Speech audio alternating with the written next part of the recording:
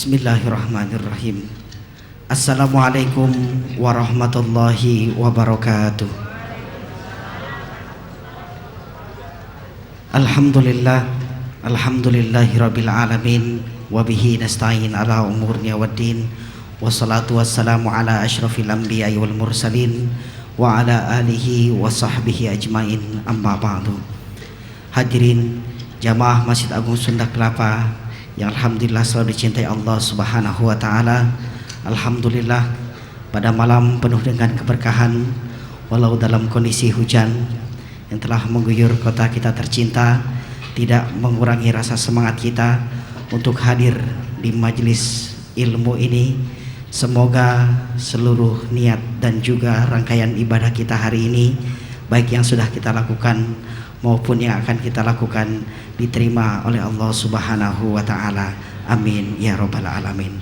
Hadirin jamaah ini bukan Allah dan juga para pendengar setia Radio MSK dimanapun Anda berada, semoga selalu dalam lindungan Allah.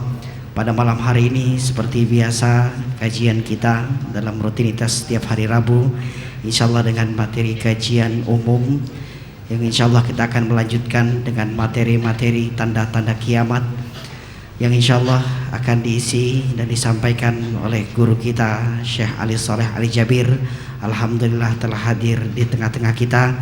Untuk itu marilah sama-sama kita awali dan kita buka majelis kita dengan sama-sama membaca Ummul Kitab Suratul Fatihah, memohon keridhaan dari Allah Subhanahu wa taala serta memohon daripada keberkahannya, dan juga kita memohon semoga Allah Subhanahu wa taala memberikan kemudahan untuk kita semua dalam menerima ilmu agama yang disampaikan oleh guru kita.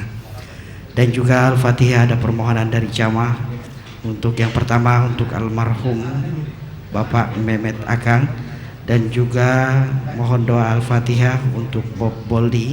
Semoga Allah Subhanahu wa taala selalu memberikan keberkahan dan juga kekuatan daripada iman dan Islamnya. Ala hadhihi niyah wa kullu niyatin salihah. Al-Fatihah. A'udzu billahi minasyaitonir rajim. Bismillahirrahmanirrahim. Alhamdulillahirabbil alamin arrahmanir rahim maliki yaumiddin. Iyyaka na'budu wa iyyaka nasta'in ihdinas siratal mustaqim siratal ladzina an'amta 'alaihim ghairil maghdubi 'alaihim waladdallin. Amin. Amin amin ya rabbal alamin.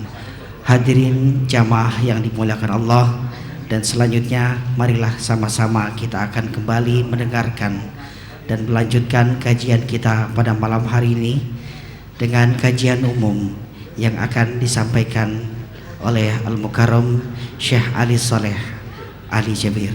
Kepadanya dengan segala hormat disilahkan.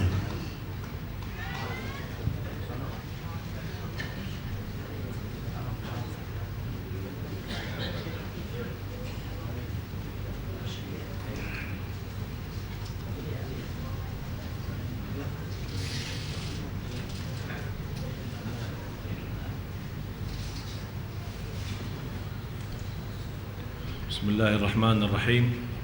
Assalamualaikum warahmatullahi wabarakatuh.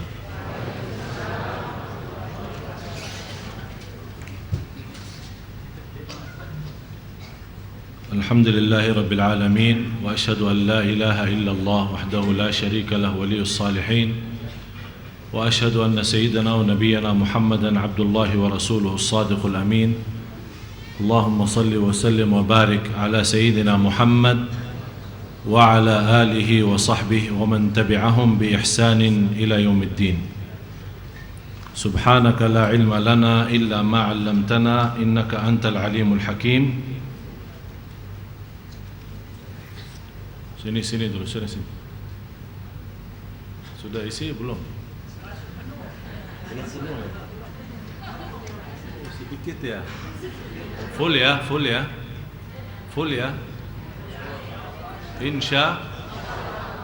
Siap insyaallah, jangan siap insyaallah siap. Full malam ini saya minta full ya. Bismillah. Insyaallah. Semoga semua yang isi Allah mudahkan segala hajatnya. Yang belum diisi pun Allah mudahkan juga. Biar orang tak pelit doa.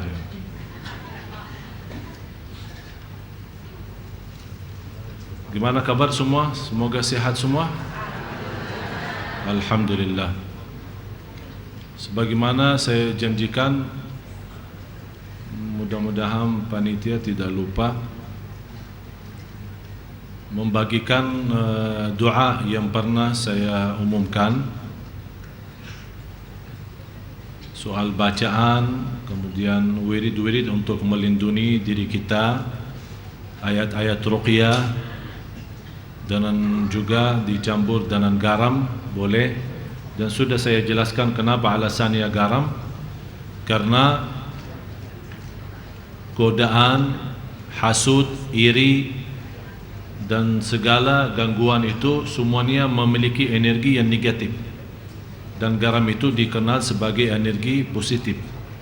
Dan insya Allah dengan kita memakai garam itu saat kita minum maupun mandi, sekaligus nempel pel di rumah, bersih-bersih rumah kita, insya Allah sangat-sangat bermanfaat. Dan sudah dibuktikan banyak jamaah yang sudah menjalankan hal ini, alhamdulillah sangat bermanfaat bagi mereka. Sebelum kita lanjut, silahkan isi, silahkan bapak-bapak. Mohon maaf bapak-bapak, kita selalu kalah sama ibu-ibu nih. InsyaAllah malam ini tidak ya.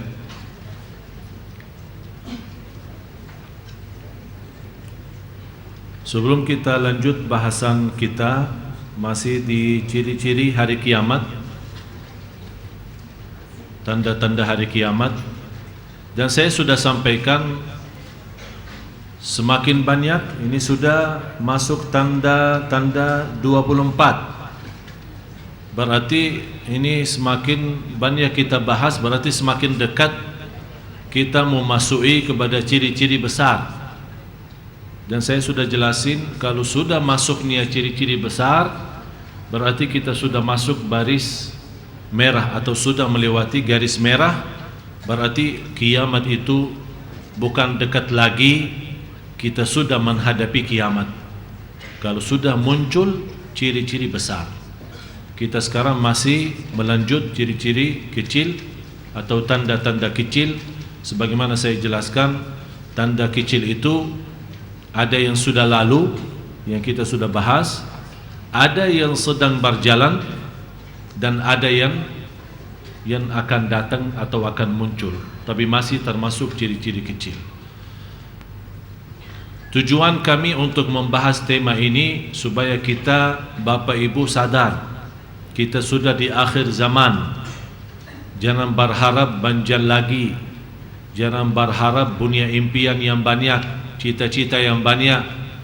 Sekarang cita-cita kita yang semestinya kita sebagai orang muslim, cita kita adalah ridha Allah, cita kita adalah surga Allah, impian kita diterima amal ibadah kita. Jadi sekarang sudah tidak perlu ada cita-cita lagi di dunia ini, karena dunia ini sudah mau habis. Artinya saya tidak bisa berkata mau habis berarti 2 tahun, 3 tahun atau 10 tahun, tidak bisa saya tentukan tahunnya. Tapi dari ciri yang sudah kita sama-sama belajari, banyak tanda-tanda yang sudah muncul memberikan tanda hati-hati, waspada, karena kiamat sudah dekat. Yang saya harapkan, bagaimana kita bisa menanamkan cita-cita yang baik, impian-impian yang baik untuk diri kita dan untuk anak-anak kita. Saya kaget membaca satu cerita seorang guru di sekolah bertanya impian-impian anak-anak sekolah. Ada yang berkata saya ingin jadi pilot, ada yang berkata saya ingin jadi dokter, ada yang berkata saya ingin menjadi pemain bola. Bermacam-macam impian. Tapi yang menarik perhatiannya satu anak. Dia berkata, Ustadz, kalau saya punya impian dan cita mau jadi sahabat. Kok jadi sahabat? Heran gurunya. Sahabat sudah meninggal. Tidak ada sahabat lagi ini. Bagaimana kau mau jadi sahabat? Saya tidak mau tahu. Saya mau jadi sahabat karena ibu saya setiap mau tidur dia suka menceritakan sahabat Rasul. Jadi saya cinta mereka dan saya mau jadi seperti mereka.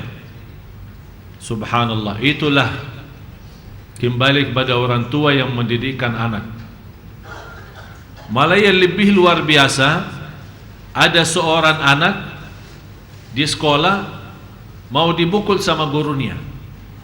Kayaknya gurunya di pagi hari lagi punya masalah sama istrinya, jadi dia buat masalah sama muridnya, anak-anak sekolah.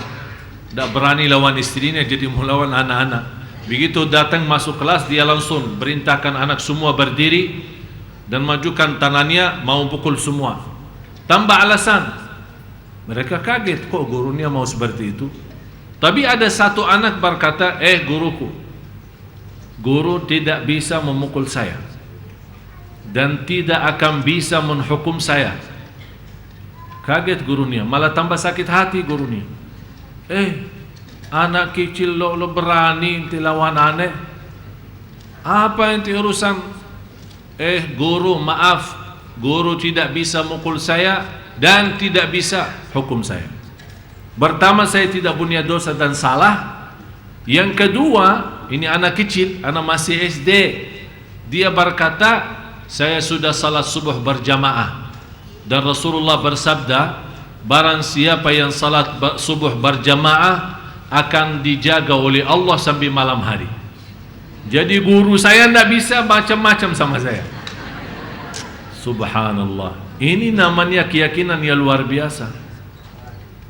Ditanamkan rasa cinta ibadah, ditanamkan rasa cinta sahabat. Seperti itu akan menjadi generasi yang akan datang. Cinta Quran, cinta salat, cinta masjid, cinta sahabat. Sekarang lingkungan kita ada seorang ibu datang ke rumah nangis-nangis. Kenapa nangis? Karena anaknya mengikuti aliran yang menantang sahabat, aliran yang mencaci maki sahabat. Ini anaknya, padahal kita bapak ibu sudah belajar sejak kecil. Di Indonesia itu kita belajar ahlus sunnah. Apa? Ahlus sunnah wal jamaah. Sejak kecil kita setiap salat tarawih berdoa untuk mendoakan sahabat. Sampai kita berkata, wal khalifatul awal Sayyidina Abu Bakar As-Siddiq taraddaw an. Makmum semua bilang apa? Radhiyallahu an. Betul kan? Malah ada orang-orang yang tidak ada malunya, yang tidak ada rasa takut, yang tidak menghargai kita sebagai orang-orang yang memiliki pemahaman ahlus sunnah wal jamaah, mencaci maki sahabat. Yang saya bukan herankan mereka karena mereka membenci ahlus sunnah, tapi yang saya herankan adalah bagaimana masyarakat tertipu yang sudah sejak kecil dia mempelajari sahabat dan mendoakan sahabat dan berridha kepada sahabat, berdoa kepada Allah, diridai oleh Allah sahabat Rasul, tapi bisa tertipu dan bisa dia masuk ke aliran mereka. Bapak Ibu, hati-hati. Oleh karena itu harus kita kembali mulai sekarang belajar siapa sahabat Rasulullah. Ini kita bukan hanya iman dan percaya kepada Rasul. Kita bukan hanya iman dan percaya kepada keluarga Rasul, tapi kita punya kewajiban juga memuliakan sahabat Rasulullah sallallahu alaihi wasallam. Keluarga Rasul, kita memiliki kewajiban menghormati mereka. Keluarga Rasul, kita mengagungkan mereka. Tapi bukan berarti kita menimbah mereka atau berlebihan terhadap mereka sampai ada orang berkata keluarga Rasul manusia yang ma'sum. Kalau mereka berkata sesuatu, itulah sesuai perkataan Allah, tidak bisa disalahkan. Itu pemahaman yang keliru. Semua manusia, siapapun dari manapun adalah punya salah dan bisa jadi benar apa yang dia sampaikan, dan bisa salah apa yang dia sampaikan. Dan kita tidak boleh menerima sembarangan. Termasuk saya, kalau menyampaikan sesuatu yang sudah tidak ada tuntunan dari Quran dan hadis, atau sudah dijelaskan oleh ulama yang mu'tabar, ulama yang kita percaya, ulama ahlus sunnah wal jamaah, jangan sembarangan kita terima kalau belum dijelaskan dasarnya.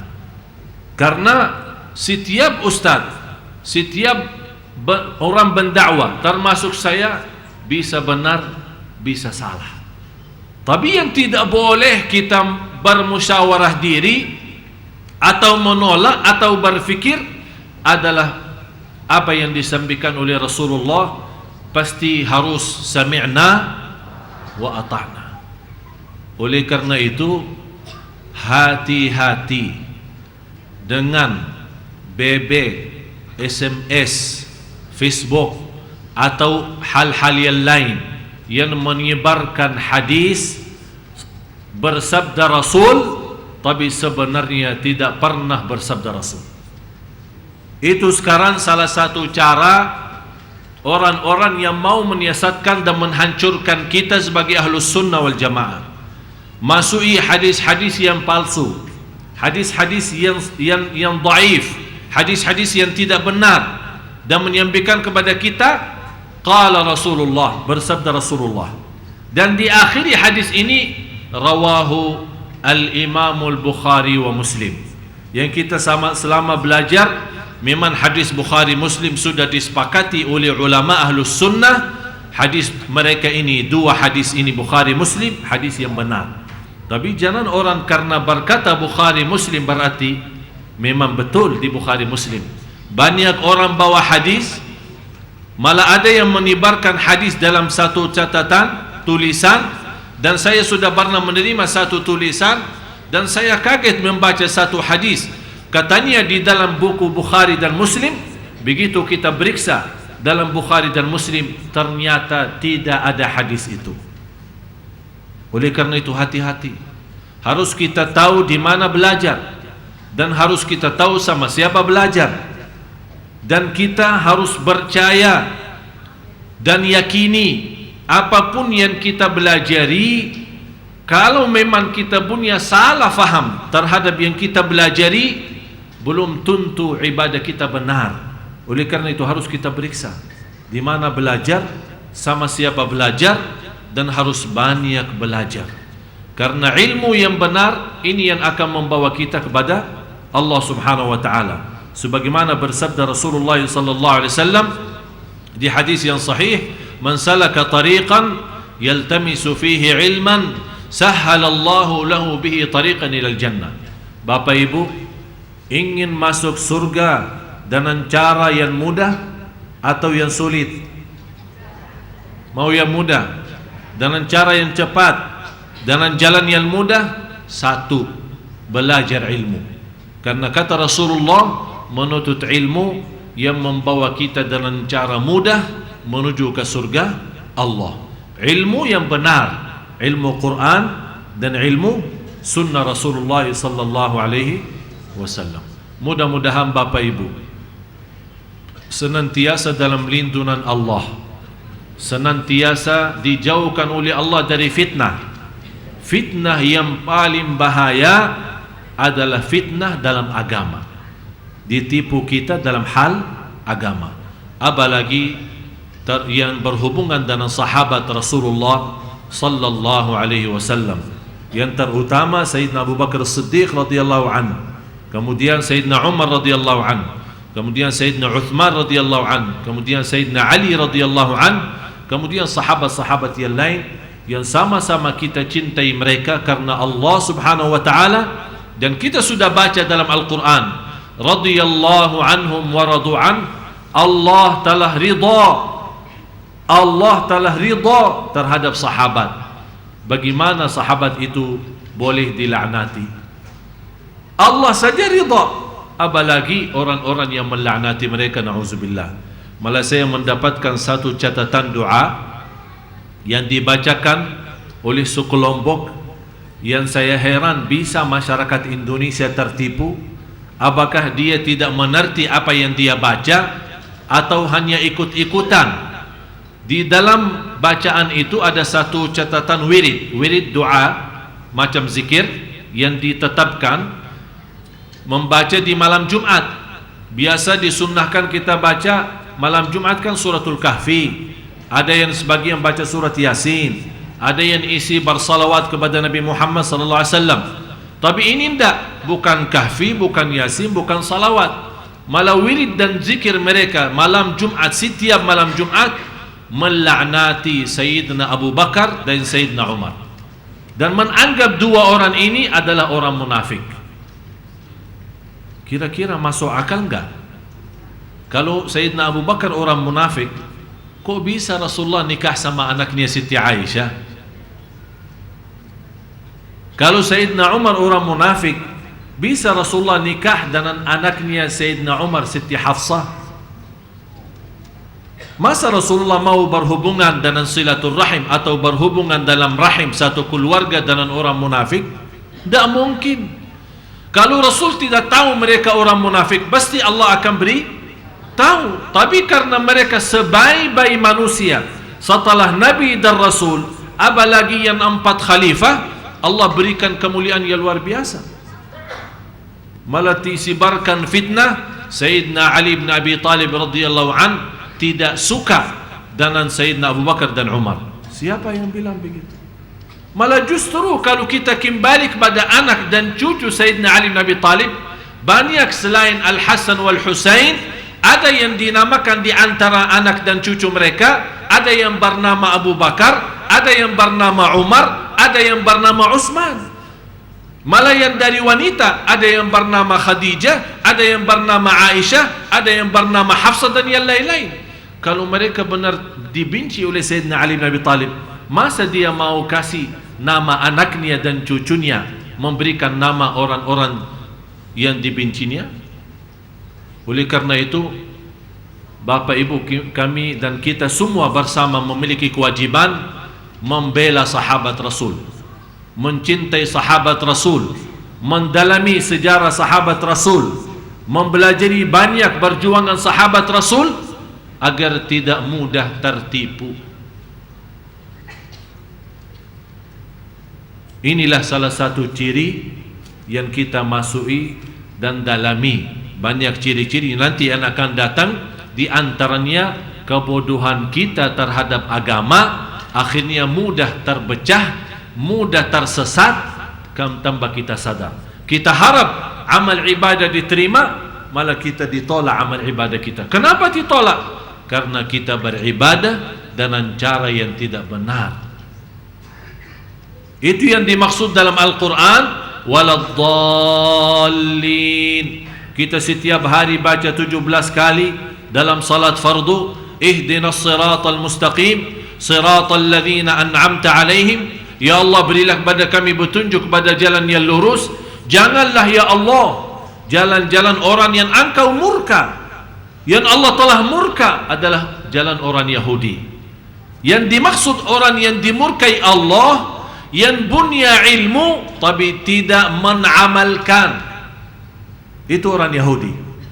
Orang Yahudi hafal Taurat, orang Yahudi hafal Injil, malah ada sebagian besar dari orang Yahudi hafal Quran, dan dia tahu Islam itu benar, dia tahu ilmu yang benar, dan dia tahu Nabi Muhammad sallallahu alaihi wasallam benar.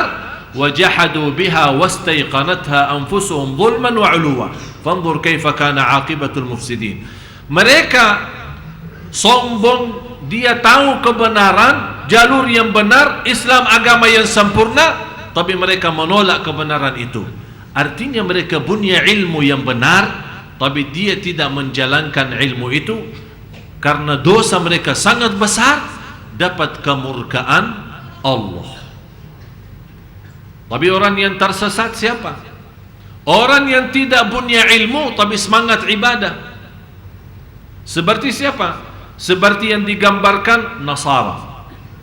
Kalau kita kembali kepada sejarah, apalagi yang dinamakan Nasara, tokoh-tokoh Nasara itu zaman dulu ya, sekarang saya tidak pernah lihat, tapi zaman dulu orang Nasara, apalagi istilahnya ulama, mereka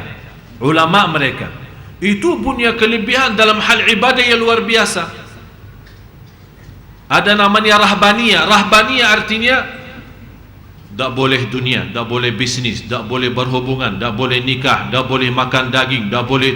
Banyak dia mengharamkan atas dirinya yang sudah dihalalkan oleh Allah. Demi apa? Demi ibadah katanya. Di Islam hal itu diharamkan.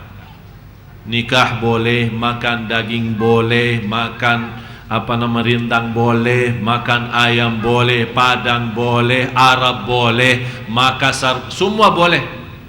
Dan Islam tidak mengharamkan. Allah menghalalkan bermacam-macam makanan dan bermacam-macam minuman. Yang diharamkan dibanding yang dihalalkan jauh lebih banyak yang sudah halal. Kalau minuman khamar, sudah ini. Kalau khamar jangan, sudah jelas. Malah sekarang manusia, kalau ustaz boleh minum khamar tapi tidak sampai mabuk dong. Iman khamar haram karena mabuk aja ya. Harus faham ya. Saya kenal satu ibu, tidak perlu saya sebut nama. Tidak tahu saya apakah dia ada di sini. Mudah-mudahan ada, supaya dia tahu diri. Karena dia cerita suka minum. Tapi masya Allah, tahajud luar biasa. Puasa Isnin Kamis rajin. Baca Quran apa lagi? Silaturrahim, dermawan. Tapi kalau pas lagi ini sebabnya gaulan ini.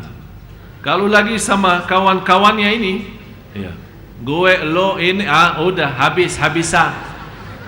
Allah lupa diri, tapi dia bilang demi Allah Ustaz, Pak Adi saya sedikit minum tapi tidak sampai mabuk. Begitu saya merasa sudah mau mabuk, astagfirullah. Subhanallah. Fahami satu dasar. Minuman keras, biar orang mabuknya kalau sudah banyak, berarti sedikitnya haram. Kalau banyaknya memabukkan, sedikitnya haram. Sudah jelas? Hati-hati. Inti dari kita sama-sama belajar untuk menuju kepada ibadah yang benar, amal salih yang diterima oleh Allah Subhanahu wa ta'ala. Dan hidup kita di dunia Bapak Ibu hanya sebentar. Ad-dunya sa'a faj'alha ta'ah. Dunia itu hitungannya sangat cepat. Sangat cepat. Oleh karena itu, karena dunia ini sangat cepat, jadikan ini yang cepat ini menjadi taat kepada Allah. Begitu kita sudah habis waktu kita di dunia, insyaallah meninggal dalam keadaan husnul khatimah. Ini yang terkait dengan tema ciri-ciri hari kiamat yang ke-24. Ciri-ciri atau tanda-tanda kiamat ke-24, zaman semakin singkat. Dari Abu Hurairah radhiyallahu anhu menuturkan, Rasulullah sallallahu alaihi wasallam bersabda, tidak akan terjadi hari kiamat hingga zaman semakin singkat. Maka jadilah setahun bagaikan sebulan, sebulan bagaikan sepekan, sepekan bagaikan sehari, sehari bagaikan sejam, dan sejam bagaikan seperti terbakarnya pelepah pohon kurma.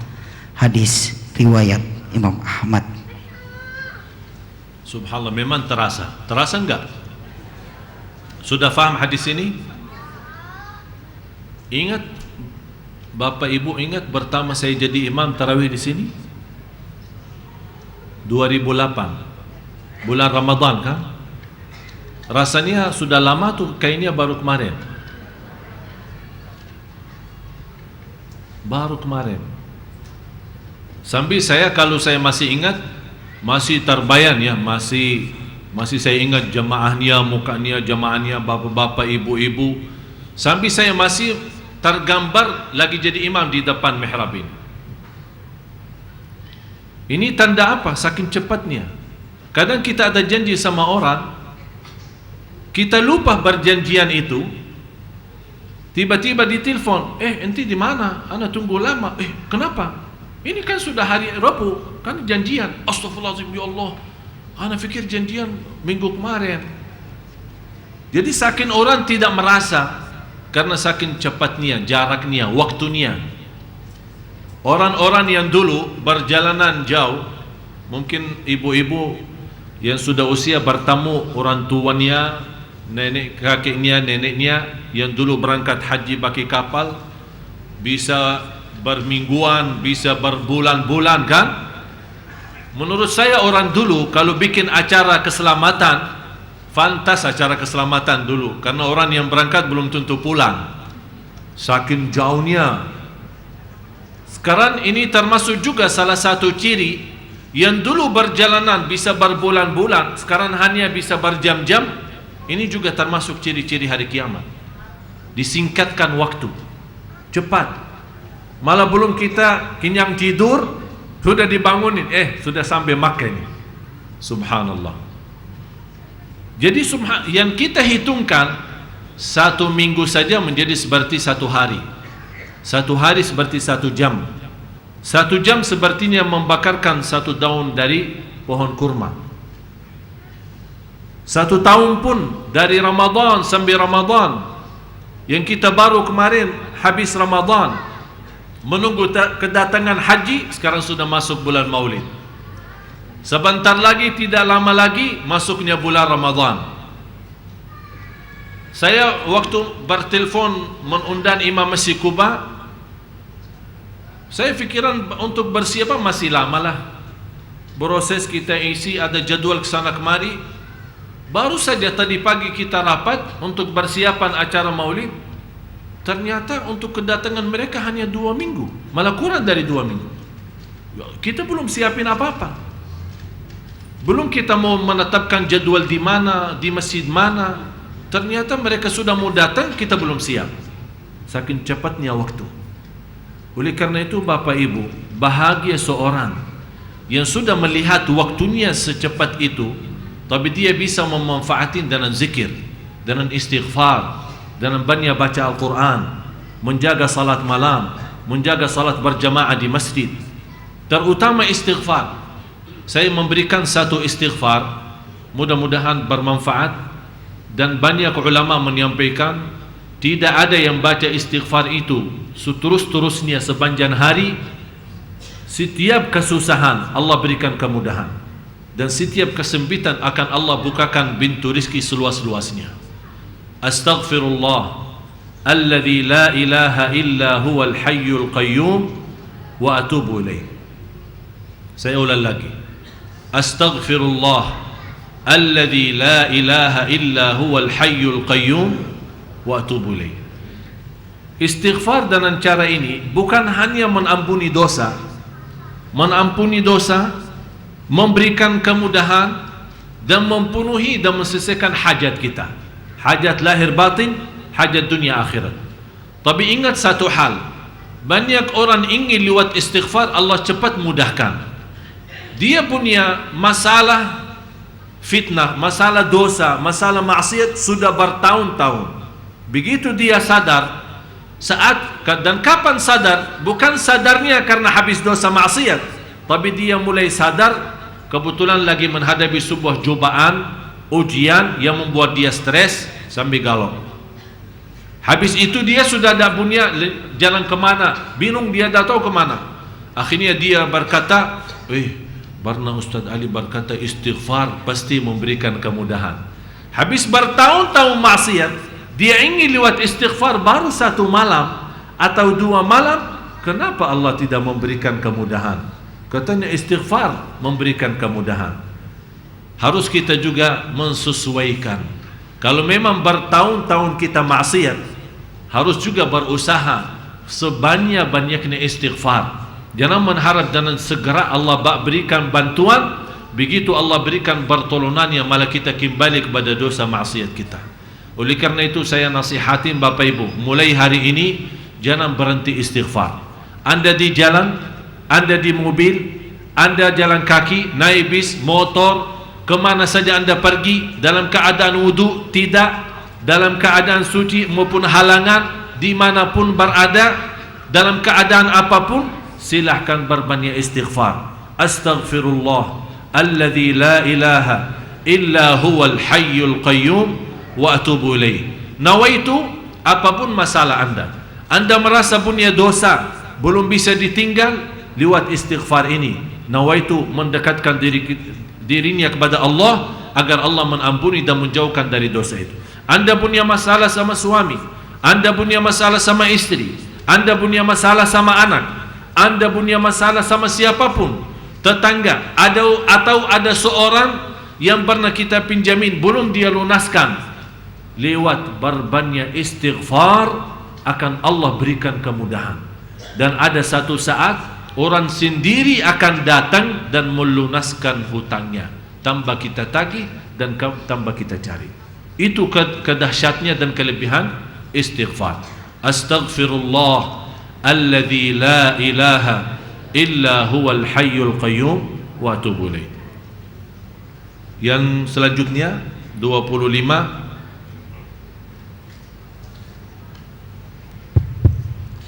Ke-25, pasar semakin berdekatan. Dari Abu Hurairah radhiyallahu an bahwa Rasulullah shallallahu alaihi wasallam bersabda, tidak akan terjadi hari kiamat hingga muncul berbagai fitnah, banyaknya kebohongan dan berdekatnya pasar. Hadis riwayat Imam Ahmad. Subhanallah. Sepertinya Rasulullah ada bersama kita. Ini cerita 1400 tahun lalu, tapi seolah Rasul ada bersama kita.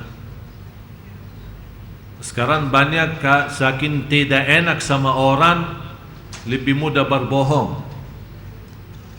Sama anak kita pun kita berbohong. Akhirnya anak kita sudah besar, bisa berbohong karena kita sebenarnya kita yang menajarkan berbohong. Contoh, sering kali kita berlaku sama anak kita, kita menjanjikan sesuatu, kalau enti bagus salatnya, enti bagus belajar ngaji, atau enti lulus sekolah, saya akan belikan sepeda. Ternyata begitu dia lulus dan mendapatkan nilai yang bagus, dan dia datang dari sekolah dengan senang hati membawa ijazahnya ke orang tuanya, begitu dia perhatiin, kaget bapaknya dan diingatkan sama anaknya, mana sepedanya? Kata bapaknya, nanti aja. Kebetulan karena apa? Karena lagi tidak punya uang, tidak punya duit untuk beliin sepeda, tapi dia sudah terlanjur janji. Karena tidak menepati janji, apa yang terjadi? Dia sudah punya dosa bohong dan titik hitam di atas hati anaknya. Lama-lama titik,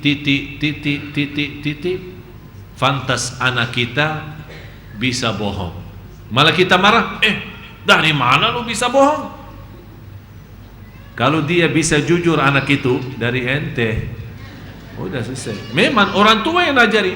Dia bukan masuk sebuah sekolah yang memberikan kursus bohong, tapi karena orang tuanya seperti itu. Contoh, anak kecil, kita suka kalau namanya anak, apalagi kadang-kadang orang punya anak tidak bisa diam ya, kusana kemari sampai kita merasa nakal anak kita ini. Supaya dia diam, atau ada kawan datang ke rumah, kita ingin orang itu, anak kita datang supaya bisa salaman sama teman kita, kita tutupi tangan kita. Sini. Dia sebagai anak kecil umur 2 tahun, 3 tahun, kalau dimainkan seperti ini, dia fikir ada sesuatu yang mau diberikan.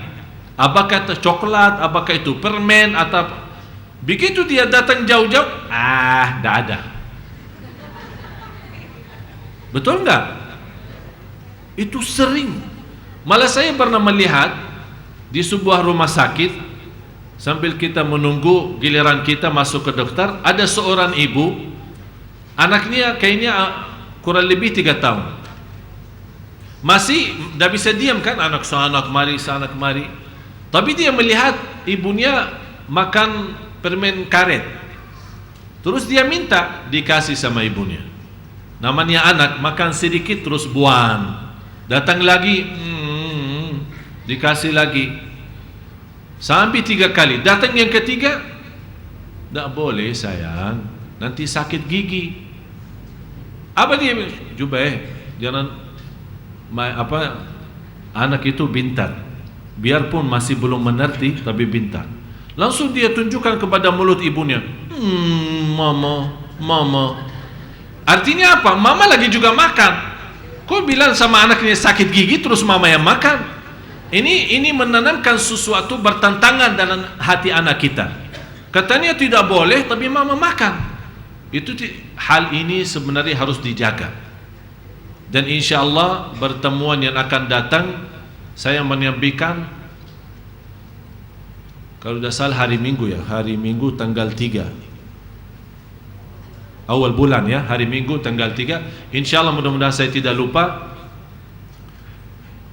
10 kata yang dibiasakan oleh orang tua terhadap anak, tapi ternyata 10 kata menghancurkan hati anak dan perasaannya. Itu bahaya. 10 kata sejarah psikologi jiwa itu tidak boleh diucapkan oleh orang tua di hadapan anak. Tapi sebabnya karena kita terlanjur sudah berbicara hal-hal seperti ini, akhirnya kita heran, kok anak saya mulai bodoh? Dulu tidak seperti itu. Kok anak saya kurang berani? Anak saya kurang pintar? Padahal dulu Masya Allah luar biasa. Ada apa? Tapi ternyata berubah dari pintar menjadi tidak pintar, berubah dari berani menjadi takut dan malu. Itu sebabnya ada 10 kata yang kita telah ucapkan sampai terhancur perasaan berani, terhancur perasaan jiwa, dan kemudian perasaan hatinya.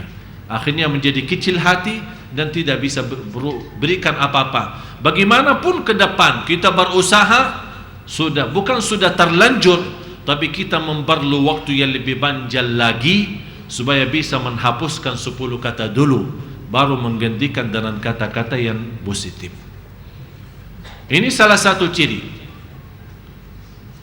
berbanyak fitnah. Sekarang dalam rumah tangga kita fitnah, di antara sahabat dan kawan-kawan fitnah, dalam usaha kita fitnah, dalam agama kita banyak fitnah, bermacam-macam. Di luar itu kebohongan di mana-mana. Yang lebih luar biasa yang diceritakan Rasulullah SAW menjadi ciri-ciri hari kiamat, berdekatan pasar. Sekarang kemana saja pergi, apalagi di kota Jakarta, antara mall sama mall ada satu mall. Dan Jakarta sudah sempit, sudah macet, tidak ada pilihan dan tidak ada jalan baru, masih ada izin membangun mall baru. Saya heran. Dan setiap kita melihat mall baru sudah berdiri, di sampingnya masih proses bangunan yang baru. Saya tanya, bangunan ini apa? Dijawab, ini mall baru. Ini juga salah satu ciri-ciri hari kiamat. Termasuk kalau kita, mohon maaf Bapak Ibu yang sudah umrah haji, sekarang kita lihat apa? Lingkungan masjid semuanya apa? Pasar. Bermacam-macam restoran, bermacam belanjaan. Jadi orang ke sana yang tujuannya mau ke masjid, tertarik perhatian ada barang-barang baru atau toko yang baru, akhirnya tidak jadi. Akhirnya dia habis belanja, ternyata masbuk. Masbuk apa? Kehilangan 1 rakaat sama imam. Akhirnya melihat sudah ramai masjid, ya udahlah, barang ini banyak, di mana saya mau titip? Nanti dicuri sama orang. Ya udah, saya naikkan ke kamar. Begitu dia naik ke kamar, imam sudah Assalamualaikum warahmatullah, sudah selesai salat. Udahlah, salat di sini aja. Kan Islam itu mudah, jangan cari susah Ustaz. Subhanallah, manusia memang aneh. Ini sudah jauh-jauh tinggalin kerjaan, tinggalin urusan dan biaya lagi. Tapi ternyata Bapak Ibu, untuk masuk surga bagi biaya, masuk neraka bagi biaya juga. Dan banyak orang bayar supaya masuk neraka. Na'udzubillahi min zalim. Wala hawla wala quwwata illa billah. Yang ke-26,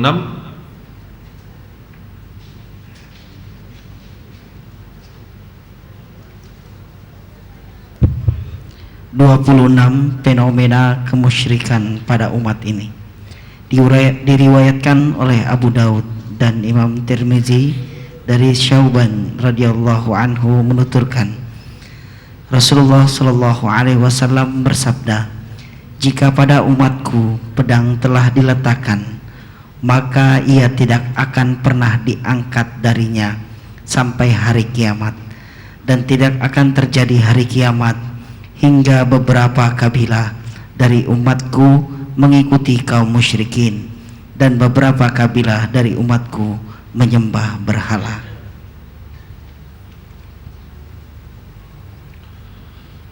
Sebabnya umat Islam yang segitu banyak di seluruh dunia, tapi subhanallah, dan itu salah satu musibah yang seharusnya semakin banyak umat Islam menjadi tanda umat paling kuat.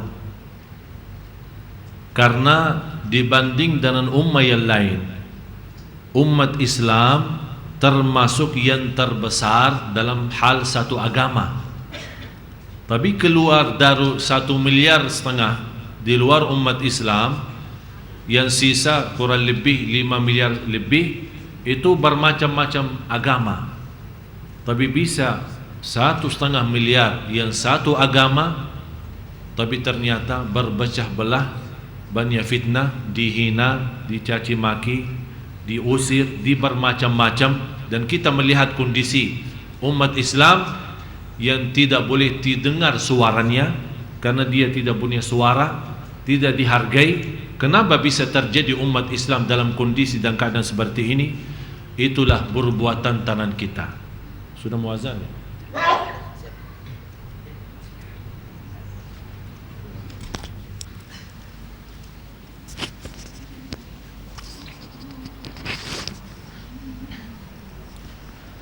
Innallaha malaikatahu yusholluna 'alan nabi ya ayyuhalladzina amanu shallu 'alaihi wa sallimu taslima. Allahu akbar, Allahu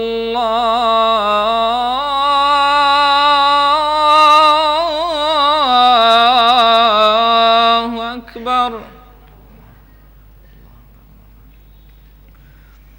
Allahu akbar, Allahu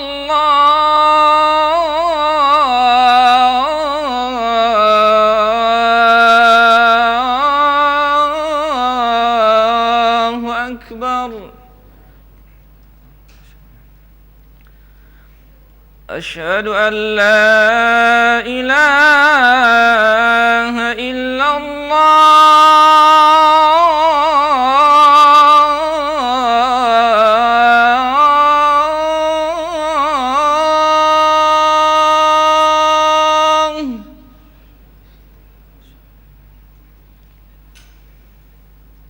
Asyhadu an la ilaha illallah.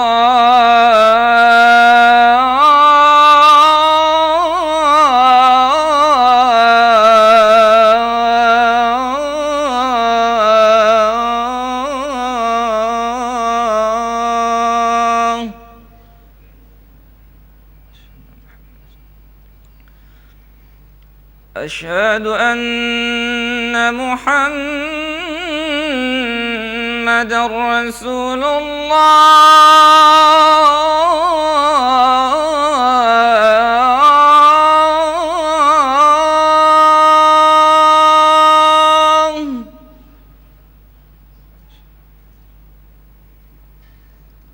Asyhadu anna Muhammadar Rasulullah.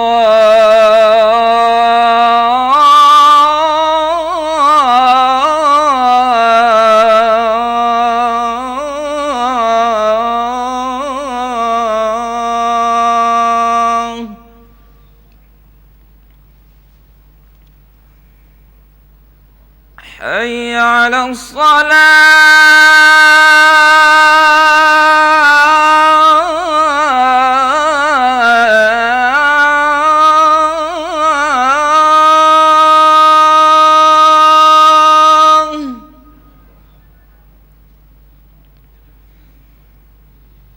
Hayya 'alas salah.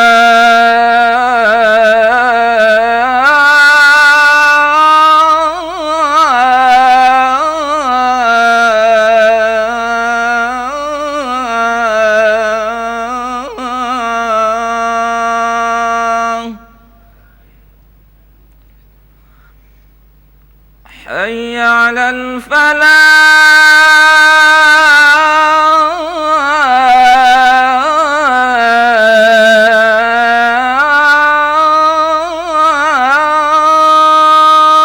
الفلاح حي على الفلاح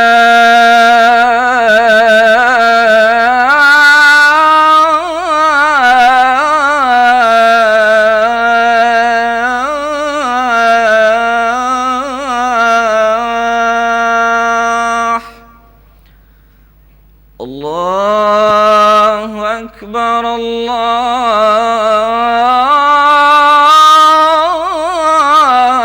الله أكبر لا إله إلا الله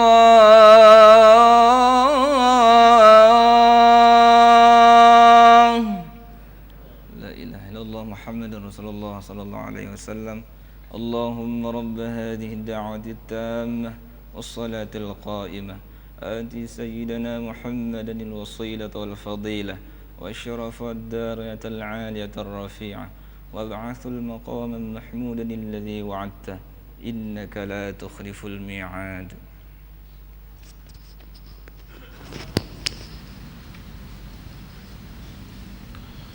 Alhamdulillah, Allahumma salli ala Muhammad wa ala ali Muhammad.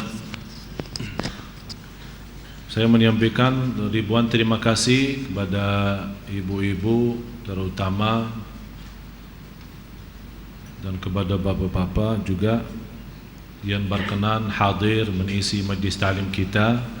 Alhamdulillah sudah berjalan. Sabtu kemarin alhamdulillah lumayan ramai, hari Minggu juga. Habis saya isi di TV One kemarin, alhamdulillah banyak jamaah kumpul di majlis ta'lim. Dan alhamdulillah tadi siang juga berjalan, kan kita fokus setiap Sabtu, Minggu dan Rabu jam 3 sore sampai jam 5 sama-sama belajar nadi. Dan target saya untuk ibu-ibu dan bapa-bapa, insyaallah ke depan ibu dan bapa bisa membaca Al-Quran sesuai bacaan Nabi Muhammad sallallahu alaihi wasallam. Jadi saya bukan harap untuk membenarkan bacaannya saja, tapi harapan saya bisa juga mempunyai bacaan yang bagus dan juga hafalan pun yang bagus. Mudah-mudahan sampai target kami insyaallah menghafal 30 juz, bukan juz 30. Itu yang saya harapkan. Oleh karena itu saya mengundang kembali bapa-bapa, ibu-ibu yang berkenan hadir majlis ta'lim kami yang di Rawamangun. Silahkan. InsyaAllah kami tetap setiap Sabtu, Minggu dan Rabu mulai jam 3 sore sampai selesai. Saya sedikit menjelaskan sebelum menutupi majlis kita. Fenomena kemusyrikan. Yang dimaksud di sini fenomena kemusyrikan itu bukan orang musyrik menyembah selain Allah, tapi orang muslim menyembah selain Allah Subhanahu wa taala. Yang kita lihat sekarang banyak orang-orang masih memiliki keyakinan kepada selain Allah. Saat dia mempunyai masalah supaya lebih cepat dimudahkan, dia pergi ke tukang dukun.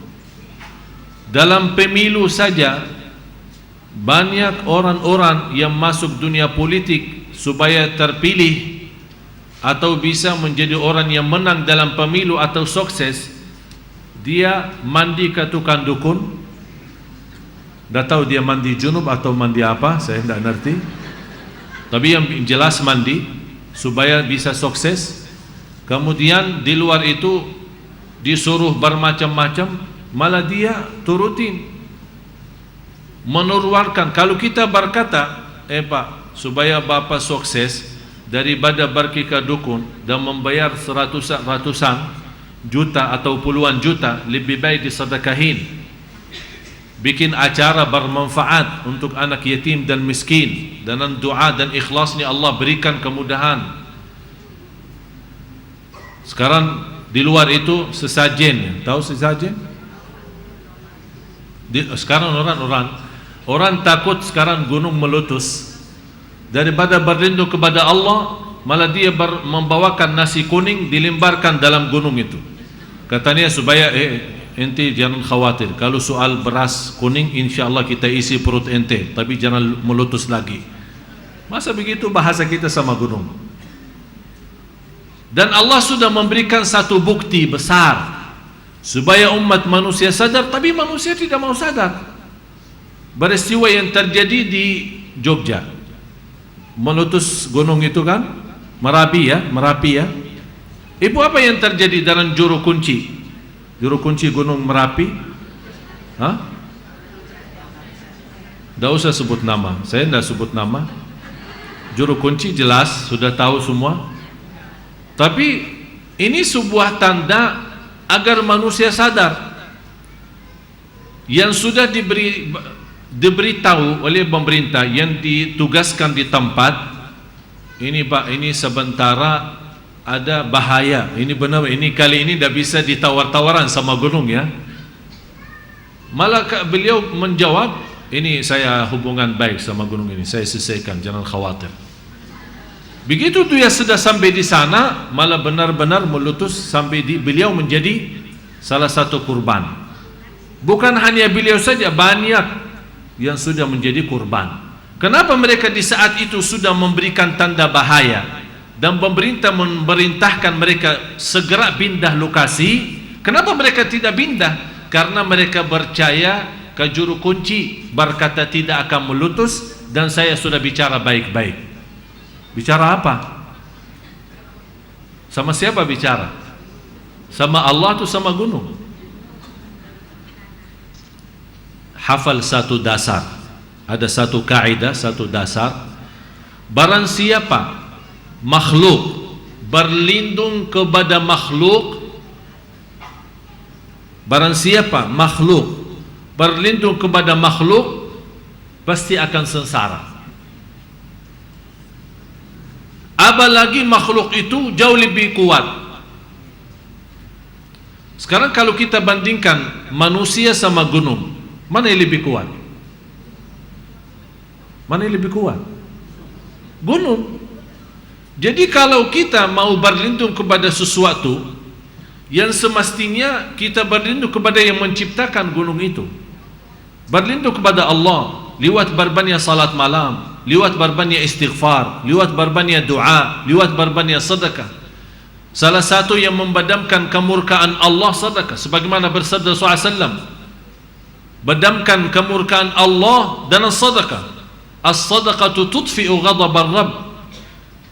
Dan sedekah bisa memadamkan kemurkaan Allah sebagaimana air itu memadamkan api. Itu dalam sedekah. Bukan berlindung kepada gunung atau lari kepada laut, membawakan macam-macam. Maka ini yang berlaku hal ini bukan non-muslim, orang Islam. Malah pernah kemarin saya isi di Bogor, Tabligh Akbar, acara di Bogor. Ada ibu-ibu di sini dari Bogor, selamat datang dari Bogor. Saya pas pulang lewati satu arah, satu jalan, saya lupa nama itu, katanya ada satu jembatan di sana. Mungkin Bapak Ibu sudah kenal satu jembatan.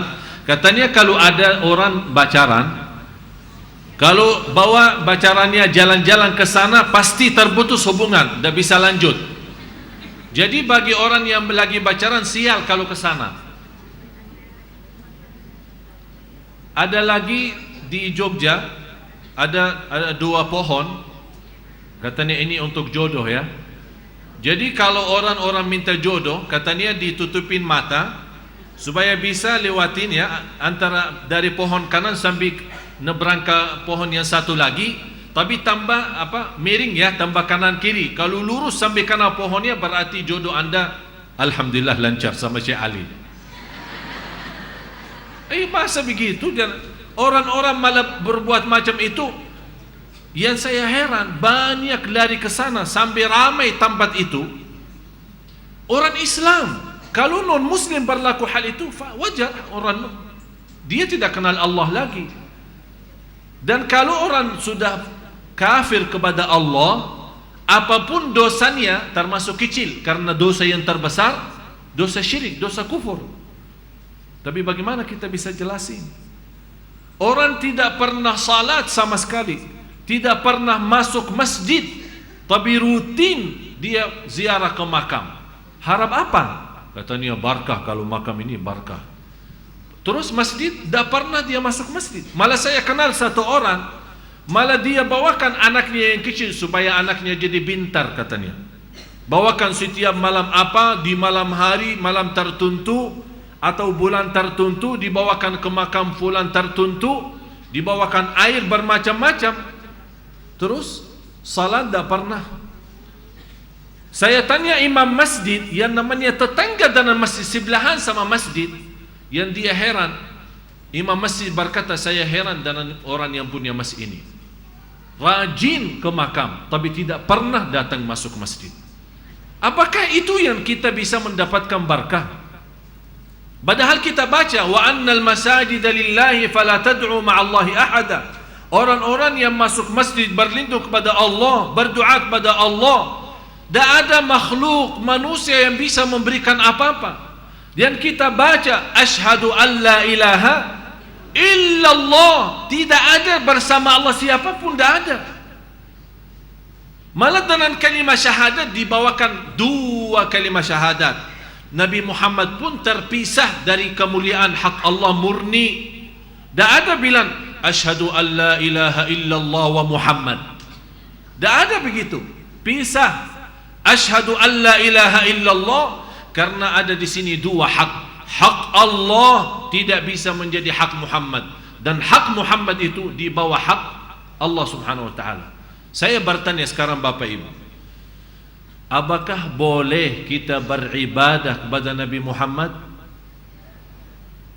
Boleh enggak? Ibadah kepada Nabi Muhammad boleh tidak? Masa dah boleh? Nabi Muhammad ini, ibadah kepada, berarti kata ibadah murni hak Allah. Qul inna salati wa nusuki wa mahyaya wa mamati li Rasulillah. Tidak boleh. Murni lillahi rabbil alamin, la syarika lahu. Pertanyaan yang kedua, taat kepada Rasul boleh enggak? Boleh kan? Berarti taat kepada Rasul membawa kita taat kepada Allah. Tapi kalau kata ibadah, ibadah kepada Allah bukan ibadah kepada Rasul. Tapi taat kita kepada Rasul menjadi ibadah kepada Allah. Faham enggak? Pertanyaan yang ketiga, doa itu ibadah atau taat? Doa itu ibadah atau taat? Ibadah. Sekarang kembali lagi, berarti ibadah murni hak Allah. Terus kalau saya berdoa, ya Rasulullah selamatkan aku dari neraka Jahannam, boleh enggak? Ya kan Rasul seorang mulia, Rasul yang paling suci, Rasul yang teragung, yang paling disayangi, dicintai Allah. Kenapa tak aja minta tolong dia? Boleh enggak? Ya Rasulullah, sudah lama nikah, belum sampai sekarang belum punya keturunan. Tolong dong, satu anak laki, satu perempuan, itu aja. Tolong ya Rasulullah, boleh?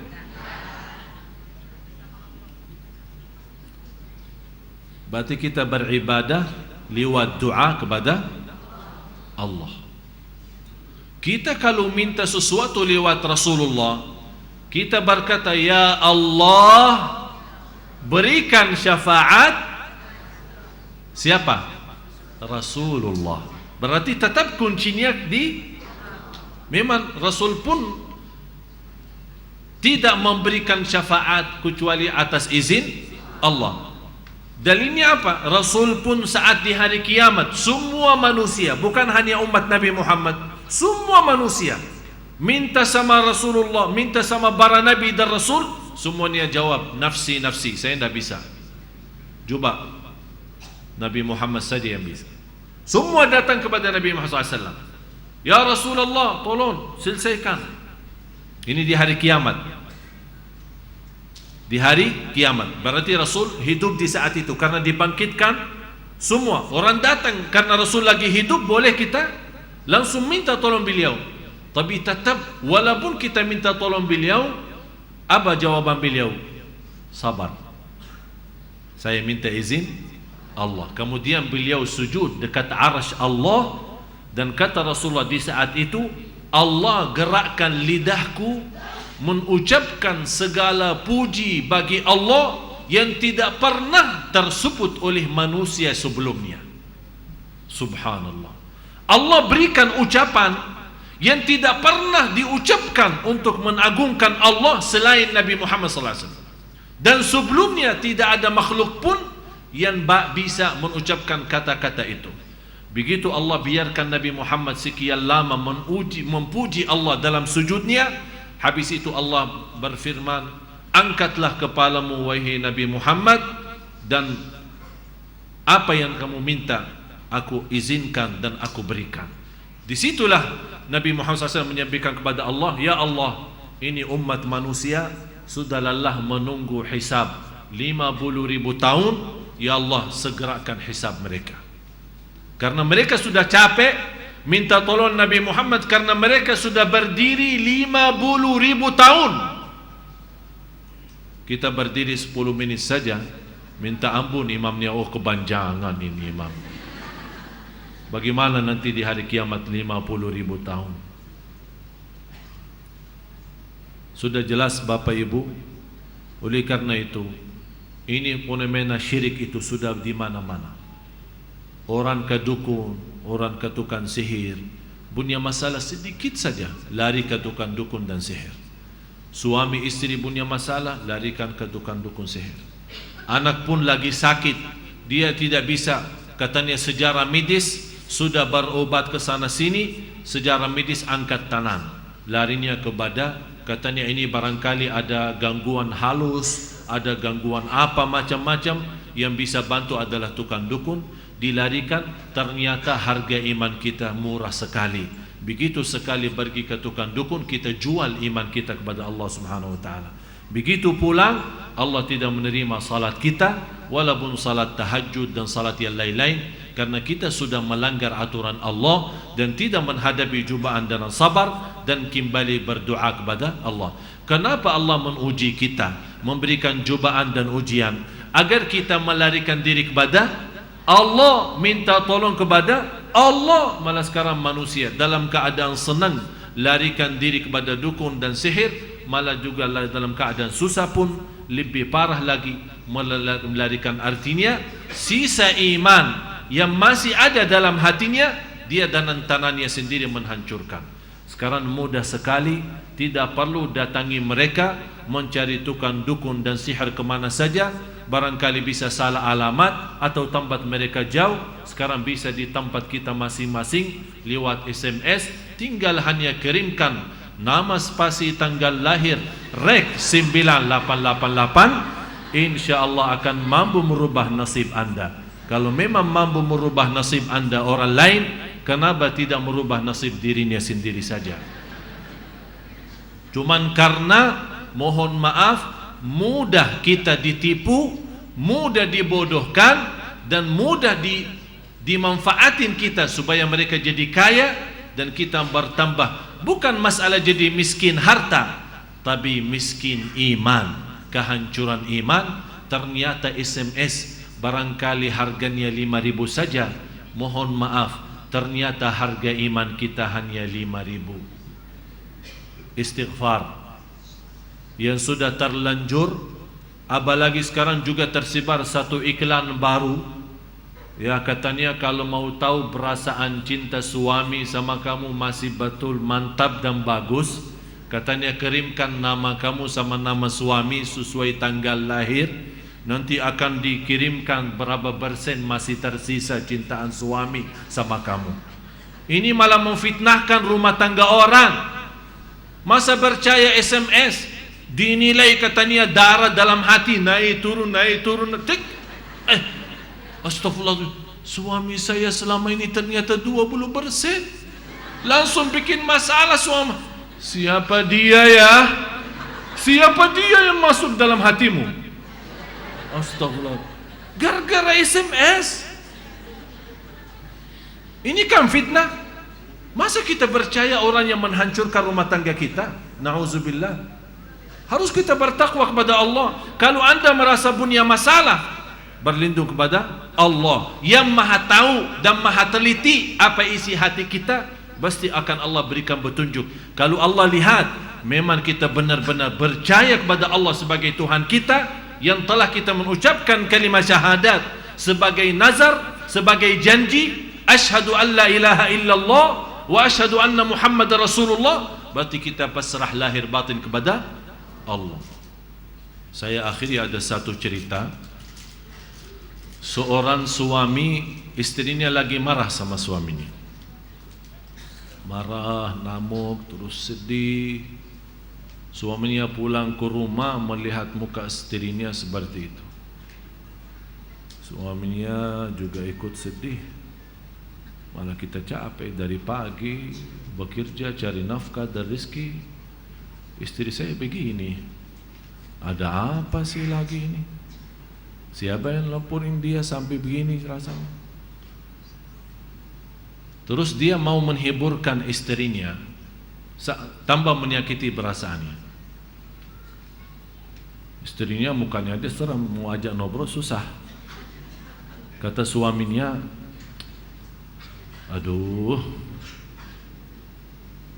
yang paling aku sayangi dan yang tercantik di dunia ini nomor 2 adalah kamu. Tambah marah lagi. Emang yang pertama siapa? Kamu juga pas lagi senyum. Langsung senyum istrinya. Selesai masalah. Oleh karena itu bapak-bapak kalau pulang ke rumah melihat istrinya seperti itu, bicara seperti itulah. Saya sudah ini istri saya, sudah pernah ngomong sama dia. Dia lagi marah, saya astagfirullah, ada apa ini sama istri saya? Kamu yang tercantik nomor 2 di dunia. Langsung dia marah lagi. Emang yang nomor 1 siapa? Saya bilang, kamu pas lagi senyum. Alhamdulillah selesai masalah. Begitulah kita bisa membina rumah tangga kita. Jangan hanya melihat negatifnya, tapi ambillah positifnya, ambillah hikmahnya. Insya Allah senantiasa kalau kita berserah diri lahir batin kepada Allah sebagai orang muslim dan harap menjadi hamba yang salih salihah, jauh dari hal syirik, jauh dari hal-hal yang merusakkan iman kita, yang menghancurkan iman syahadat kita. Karena harta yang termahal bagi bapak ibu adalah kalimat syahadat. Harta yang termahal kalimat syahadat. Kalau kehilangan kalimat syahadat berarti kehilangan surga. Kalau kehilangan kalimat syahadat, kehilangan ridha Allah. Kalau kehilangan kalimat syahadat berarti selama ini ibadah kita semua sudah terhapus. Haji, umrah, ibadah, puasa, salat, semua tidak ada arti. Karena kita sudah memperbuat syirik kepada Allah, na'udzubillah. Mudah-mudahan Bapak Ibu diselamatkan dan dilindungi Allah dari berbuat syirik. Syirik besar maupun kecil. Karena kesempatan antara azan iqamah dan antara azan dan iqamah doa itu makbul, diijabah. Mari kita tutupi majlis kita dengan doa. Bismillahirrahmanirrahim. Alhamdulillahirabbil alamin. Allahumma salli ala Muhammad wa ala ali Muhammad. Ya Allah, ya Tuhan kami, berilah kepada kami ya Allah semua yang hadir petunjuk kepada jalan yang lurus, agar kami jauh dari segala fitnah, jauh dari segala syirik, jauh dari segala kufur, jauh dari segala kemunafikan. Ya Allah, sucikan hati kami, bersihkan jiwa kami, kuatkan kami lahir batin, agar kami menjadi hamba-Mu yang salih salihah ya Rabbal Alamin. Masukkanlah kami dalam golongan-Mu, hamba-Mu yang salih salihah. Ya Allah, aku mohon untuk Bapak Ibu ya Allah. Ya Allah, aku mohon dengan nama-Mu yang agung dan mulia, untuk semua yang hadir di saat ini. Tidak ada yang keluar dari masjid ini habis salat isya malam ini sampai Engkau mengampuni segala dosanya. Ampuni segala dosanya, dosa besar maupun kecil, dosa terang-terangan maupun sembunyi. dosa lahir maupun dosa batin. Ya Arhamar Rahimin. Ya Allah, di antara bapa ibu yang sakit, sembuhkan penyakitnya, sehatkan badannya, panjangkan umurnya, istiqamah Islam iman sampai akhir hayat. Ya Allah, aku mohon jadikan bapa ibu ahlul Quran, ahlul Quran, ahlul Quran dunia akhirat ya Rabbal Alamin. Ya Allah, ya Arhamar Rahimin, ya Arhamar Rahimin, berilah kepada kami syafaat Nabi Muhammad sallallahu alaihi wasallam. Ya Allah, berilah kepada kami syafaat Nabi Muhammad sallallahu alaihi wasallam. Birahmatika ya Arhamar Rahimin. Ya Allah, bagaimana Engkau berikan kepada kami kemudahan sama-sama berkumpul di Masjid Agung Sunda Kelapa ini di malam ini ya Rabbal Alamin.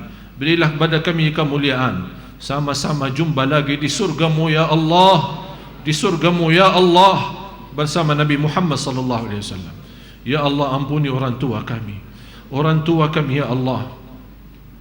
Selama ini kami akui menyakiti perasaan kedua orang tua kami. Kami selama ini belum mampu menyempurnakan hak orang tua kami ya Rabbal Alamin. Ya Allah, maafkan atas kesalahan kami terhadap mereka. Maafkan ya Allah atas kesalahan kami terhadap mereka. Ya Allah, ampunilah kekurangan kami dan dosa kami terhadap orang tua kami. Ya Allah, jadikan orang tua kami mulia di sisimu dunia akhirat, karena kami tidak mampu balas dan tidak akan mampu membalas kebaikan kedua orang tua kami. Kami serahkan ya Allah kepada-Mu ya Allah, kepada Engkau ya Allah yang membalas kebaikan mereka dunia akhirat ya Rabbal Alamin. Ya Allah, ampunilah saudara kami muslimin, muslimat, mukminin, mukminat yang hidup maupun yang telah wafat. Ya Qadiyal Hajat, ya Qadiyal Hajat, ya Qadiyal Hajat. Ya Allah, yang punya keinginan dan cita-cita untuk ke tanah suci haji umrah, ya Allah, panjangkan umurnya, murahkan rezekinya, berikan kemudahan ke tanah suci haji dan umrah ya Rabbal Alamin. Ya Allah, berikan kebahagiaan dan kemudahan dan rezeki yang halal supaya mampu membawa keluarga ke tanah suci ya Rabbal Alamin. Ya Arhamar Rahimin. Ya Allah, anak dan cucu kami, anak cucu kami ya Allah, dalam menghadapi fitnah dunia, menghadapi godaan hawa nafsu, menghadapi godaan gaulan ya Rabbal Alamin. Ya Allah, kami mohon dengan rahmat-Mu, pimpinlah anak cucu kami ya Allah, agar anak cucu kami menjadi anak salih salihah, anak cucu kami menjadi orang yang diridai Allah, menjadi orang yang jauh dari segala macam maksiat, yang jauh dari segala macam narkoba, yang jauh dari segala macam minuman keras, yang jauh dari bermacam zinahan, bermacam hal-hal yang Engkau murka ya Rabbal Alamin. Lindungi ala kami ya Allah dari keburukan dunia, lindungi anak cucu kami ya Allah dari hawa nafsu, lindungi anak cucu kami ya Allah dari manusia yang jahat, dari kejahatan manusia dan fitnah dunia Rabbal Alamin. Ya Arhamar Rahimin. Ya Allah, akhiri hayat kami dengan husnul khatimah.